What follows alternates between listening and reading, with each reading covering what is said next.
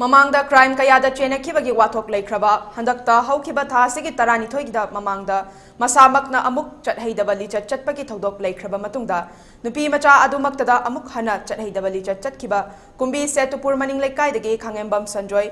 chahi kungani pan apokpa manglemba aein gi oiba cheirak phangduna hallaklagasu khulda amuk changba yararoi haina warep loukhre Hiramsigi matangda khul lekai gi miyoi singna horaktuna Setupur Youth Club ki thomi singa loinana mifam ama phamlaba matungda miyoi bagi lichat chatraba lamchat sajatta semdokpa yararoi daba khangembam Sanjoy asi khul lekai da amuk changba yararoi amadi ma ki imung manung amadi khul lekai gi miyoi singna Sanjoy bu changhalam lagadi khul lekai dagi tanthokpa haina warep sing loukhre Sanjoy gi mayamba open nasu manaw nupana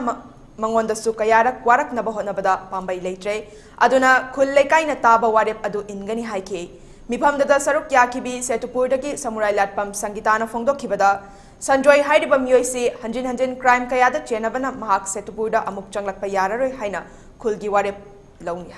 loukhre Phong sana irang thoiba khoigi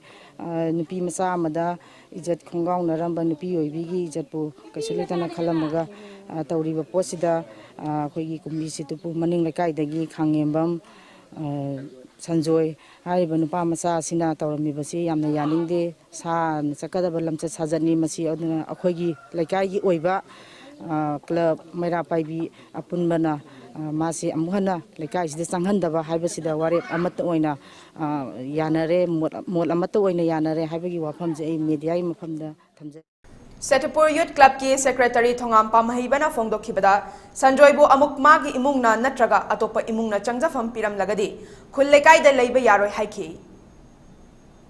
Paukse sing loinana pausingda akogi yauriba akogi tabada yamna hangoiraba akoi sana chakadaba lichat chatliba akogi lekai asimakta dagi akoi khangembam Sanjoy hariba nufa asi mamang takta ju akoi drug ki case mayam mama loinana nupi angang akogi chenba chongba menman ta daba siguma nufa ase tachena makki akogi lekai Setupur maning lekai sida leramba sigi marak sida amuk ngarang nahan akoi aina hojikta ju panjakiba akogi Manipur da phongiba akogi paukse sing da so hariba nupi macha amabu mana yamna